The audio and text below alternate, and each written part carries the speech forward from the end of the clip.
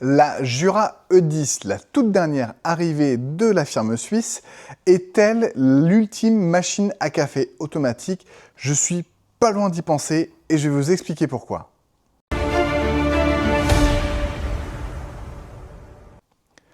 Bienvenue sur notre chaîne Bonkawa pour cette nouvelle vidéo de présentation de la Jura E10, la toute dernière arrivée de chez Jura.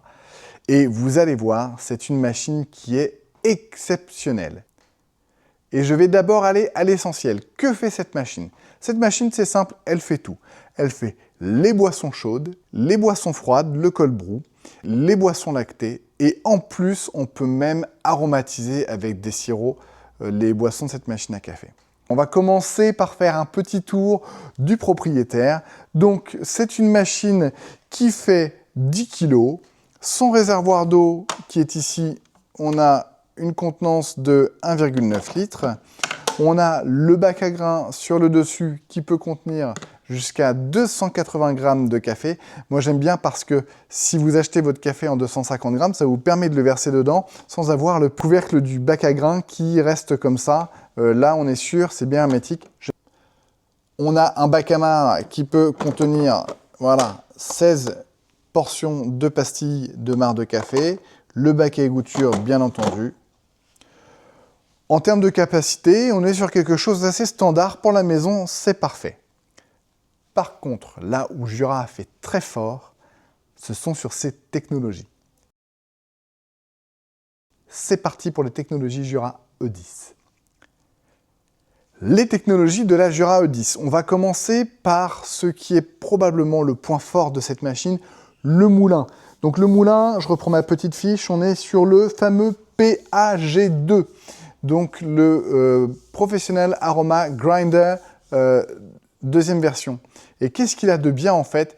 C'est-à-dire que vous pouvez bien entendu améliorer la mouture, vous pouvez ajuster les arômes, mais surtout, à la fin du broyage, vous l'entendrez quand on fera les tests, il refait un petit tour de moulin à vide pour pouvoir expulser les derniers grammes de café. Et ce qui fait que vous n'avez aucune rétention de mouture dans le broyeur. Et ça, c'est bien pour deux aspects très importants. Le premier, c'est que pour les puristes, on est sûr de ne pas avoir le moindre grain de café oxydé qui n'est plus très bon pour la prochaine extraction. Mais surtout, changer de suite la mouture et passer sur une boisson froide. Et ça, il n'y a que Jura qui aujourd'hui, sur le marché des machines à café automatique, peut le faire. Et ça, c'est vraiment la grosse innovation. C'est pour ça que je m'attarde un petit peu dessus. On a bien entendu le groupe de percolation PEP à procédé d'extraction pulsée qui permet d'envoyer des petites impulsions d'eau directement dans la galette de café pour forcer l'extraction des arômes et avoir la meilleure extraction possible. Et ils ont leur nouveau process, le cold brew process, le light extraction process que je vais vous détailler après et bien entendu le sweet foam. On va partir maintenant dans le menu que je vais vous mettre en incrustation à l'écran pour que vous puissiez voir les différents univers. En fait, quand j'appuie ici dans les menus, je vois que je peux avoir soit le hot brew, soit le light brew, soit le cold brew, soit le sweet foam. Et en fait, dans chaque menu, donc là je vais prendre mon hot classique, on a toutes les boissons disponibles. L'espresso, l'americano, le café, les boissons lactées, donc on va avoir le cappuccino, le latte macchiato, le flat white, etc. Et donc ces boissons sont disponibles en hot, en light et en cold. Qu'est-ce que c'est que le light brew? Le light brew, en fait, c'est une extraction à 60 degrés. Non pas à 90-93, mais à 60. Je vais faire le test après. Et vous allez voir, en fait, si vous achetez cette machine et que vous goûtez, le light brew permet d'avoir une boisson plus légère. J'ai mis dans le moulin notre café signature, le Guayaba, qui est un café qui est très intense aromatiquement, avec une belle acidité, mais surtout beaucoup de corps, beaucoup de puissance, beaucoup d'intensité, avec de belles notes de cerise et une fin cacao. Lorsque j'extrais mon café avec les mêmes réglages en termes d'arôme, je vais avoir quelque chose d'un peu plus léger. Et pour les personnes qui souhaitent acheter un café très intense, mais leur conjoint aime les choses un peu moins fortes, eh bien, il passe en mode light brew. Et là, à ce moment-là, vous avez une possibilité, c'est de boire le même café de façon différente. Ou tout simplement, si le matin, vous le préférez un peu plus light, eh bien, c'est possible. Ensuite, il y a bien entendu le menu cold brew, donc dédié aux extractions froides. Donc, extraction froide, ça ne veut pas dire que la machine va vous demander de mettre des glaçons. Non, la machine extrait à froid. C'est-à-dire qu'elle va refroidir sa chaudière, et donc, à la température ambiante de votre eau, vous allez avoir votre extraction par plein de petites impulsions. Et c'est à ce moment-là que la machine nous demande de faire la petite modification sur la mouture, c'est-à-dire pour être sur une mouture plus grossière que sur une mouture plus fine, tout simplement pour avoir une meilleure extraction, et c'est très bon. C'est vraiment très bon. Vous pouvez bien entendu rajouter des glaçons si vous le souhaitez, quelque chose d'avoir encore plus froid, mais en tout cas, pour avoir un café à température ambiante bien extrait, la machine sait le faire. Enfin, et là vous verrez sur la petite démo tout à l'heure, on a le petit réservoir pour mettre du sirop dedans, que l'on vient fixer sur le mousseur à lait, et pour pouvoir aromatiser votre café, votre cappuccino avec un sirop tout simplement. Là j'ai pris pour la démo un petit sirop de noisette de chez Routin. On va commencer par les boissons chaudes classiques, le hot classique. C'est parti, on va sortir l'espresso. Moi, j'aime bien l'espresso, vous commencez à me connaître. Hop.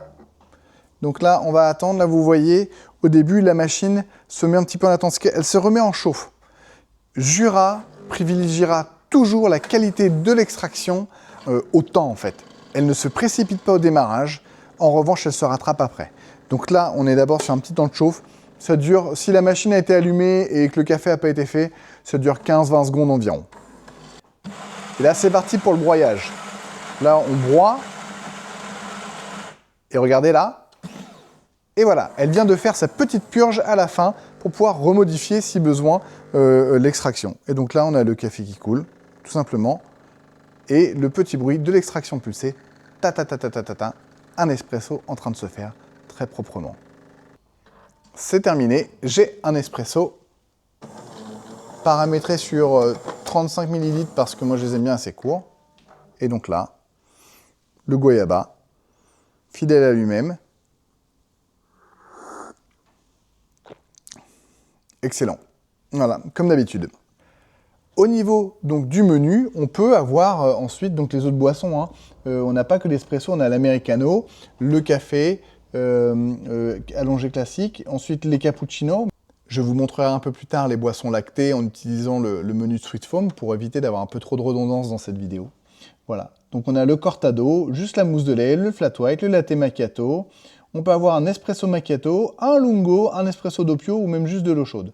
Voilà, là on a toutes les boissons. Passons désormais au light brew. Le light brew, comment ça se passe? Je vais appuyer ici, je passe sur le light brew. Là, vous pouvez voir, vous avez un code couleur qui est différent, donc noir pour le hot, marron pour le light brew, et vous avez exactement les mêmes boissons. Qu'est-ce qu'il se passe si je lui demande à nouveau, hop, un espresso? C'est parti. Il va me dire, et bien voilà, c'est parti. Donc là, il est en train de broyer. On part toujours sur le 40 ml.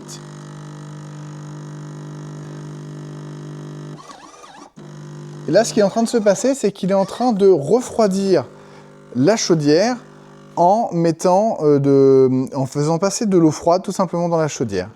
Et ensuite, il passe sur l'extraction pour avoir une extraction à 60 degrés. Notre extraction est terminée, voyons ce que ça donne.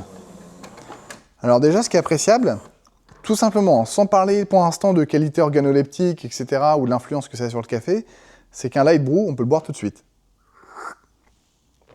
On va pas se brûler.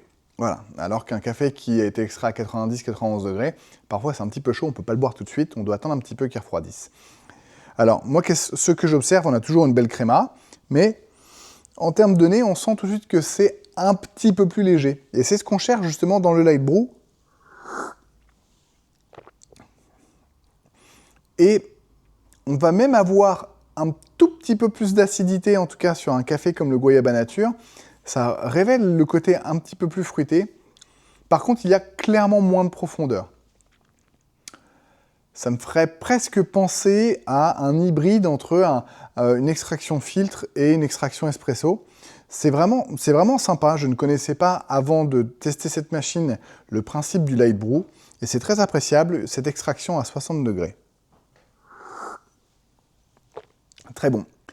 Passons maintenant au test cold brew. Que se passe-t-il? Que nous demande la machine lorsqu'on passe à l'univers cold brew? Alors, je mets toujours ma petite tasse en dessous. On va rester sur l'espresso pour comparer ce qui est comparable. Et là, je vais sur le menu cold brew. Le code couleur est assez simple. Pour le cold, du bleu. Là, je vais appuyer sur espresso. Et là, il me demande de suite de mettre le moulin, le réglage moulin sur doux. Donc là, je le mets sur le 2. Et dès que je l'ai fait, la machine se met en route. Elle détecte mon action. Tant que je ne l'ai pas fait, elle ne va pas bouger. Là, ce qu'elle est en train de faire, elle est en train de refroidir la chaudière. Elle fait passer de l'eau dans les circuits pour refroidir la chaudière, pour pouvoir procéder ensuite à l'extraction du café.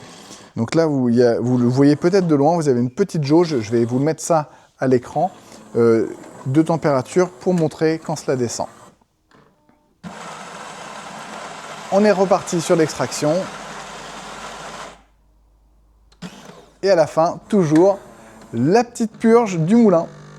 Le cold brew est réalisé. Bien entendu, j'ai une créma qui est beaucoup moins colorée et qui semble moins persistante que sur un espresso qui vient tout juste d'être fait tout chaud.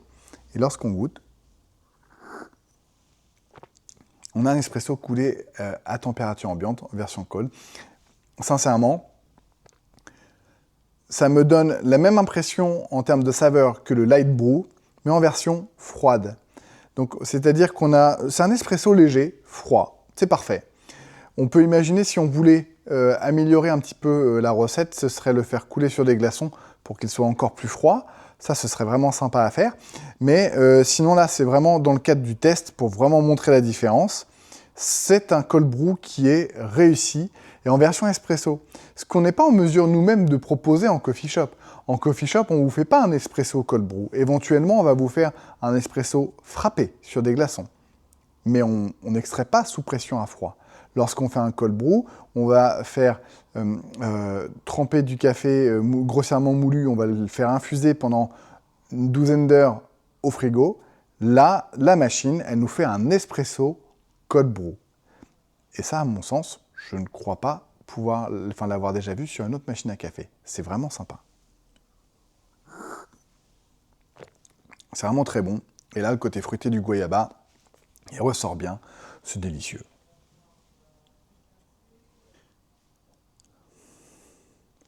C'est parti pour les boissons lactées. Et là, pour vous montrer comment ça se passe avec la technologie Jura, on va utiliser le menu Sweet Foam pour faire un latte macchiato, par exemple, aromatisé à la noisette. Comment ça se passe? Je vais d'abord dans mon menu et je vais sur le Sweet Foam. Et là, je peux choisir ma boisson. C'est parti, je vais chercher un latte macchiato. Et là, il me demande de retirer un bout de la buse de lait et d'y mettre le conteneur à sirop avec un peu de sirop. Au niveau de la graduation, on peut aller 1, 2, 3 traits, donc on peut doser. Donc là, on va se mettre à 2 traits, on va faire un entre-deux, parce qu'on est gourmand. Voilà, 2 traits de sirop.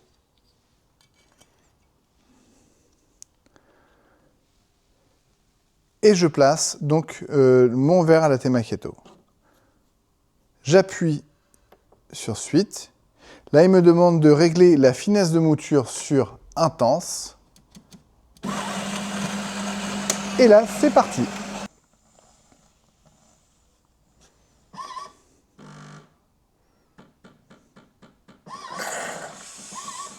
Et là, vous voyez, le lait a rempli le réservoir de sirop pour pouvoir le mélanger. Et on a la mousse de lait qui tombe dans le verre à latte macchiato, comme un latte macchiato normal.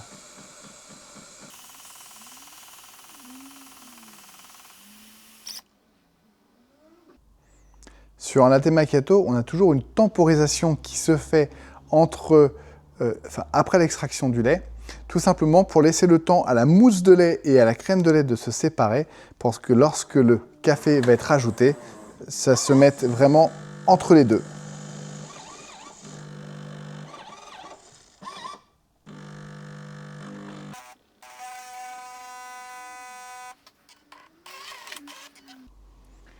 Le latte macchiato est terminé. Vous voyez, on a bien les 3 couches. Le lait, le café, la mousse de lait. C'est parti pour la dégustation.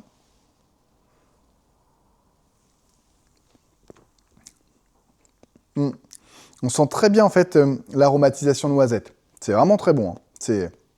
C'est bien fait. On sent le lait. La mousse sur le dessus, elle est vraiment onctueuse, elle est bien faite. On sent le goût du café qui vient après. C'est vraiment délicieux.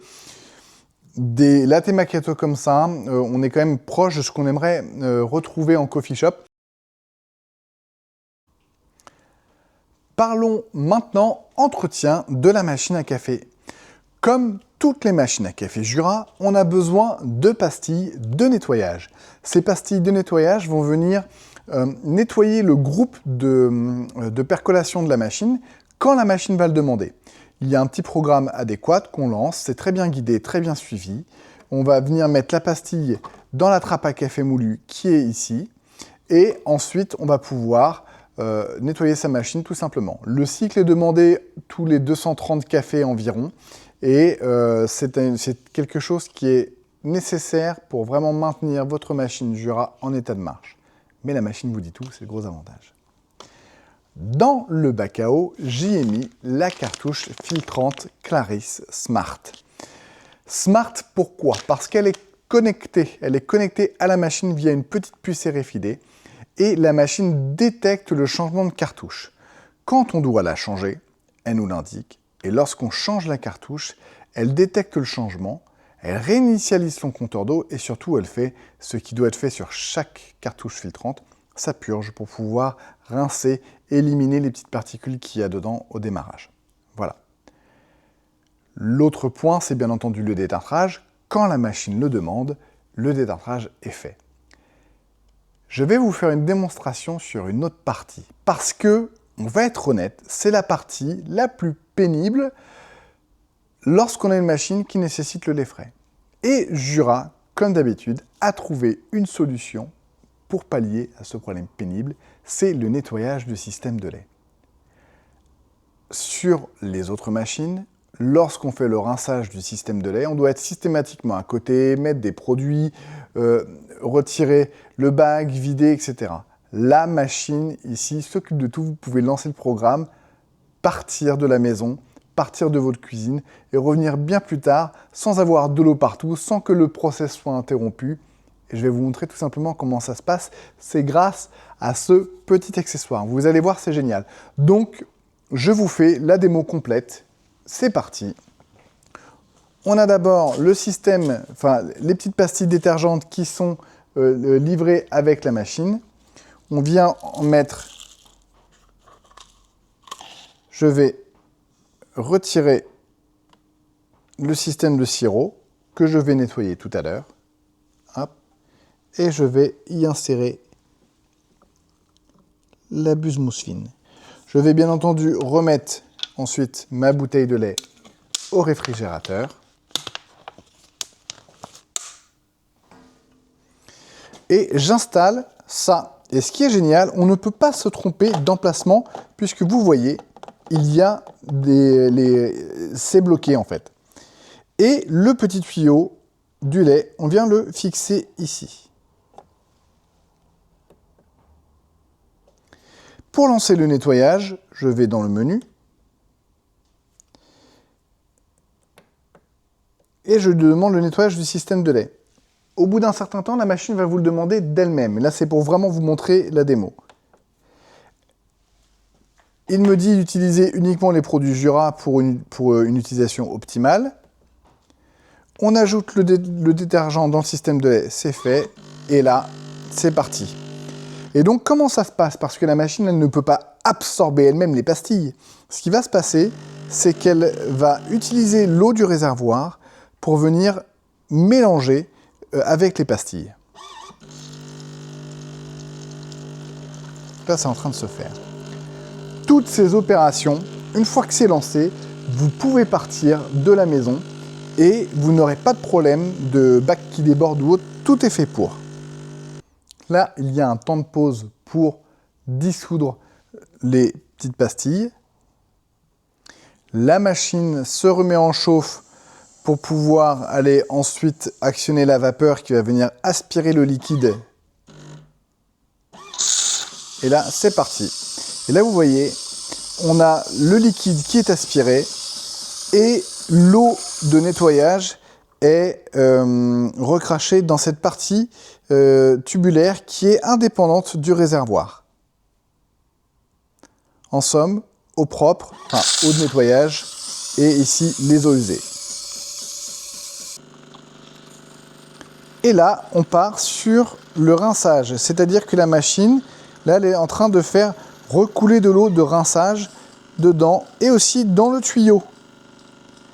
C'est pour ça qu'en fait, ce système est génial, c'est-à-dire que tout est parfaitement propre et nettoyé sans que rien ne déborde, tout se passe dedans. Vous pouvez vraiment partir de chez vous sans souci, sans avoir à vous soucier de votre machine à café. Vous n'aurez pas de risque d'avoir un plan de travail inondé.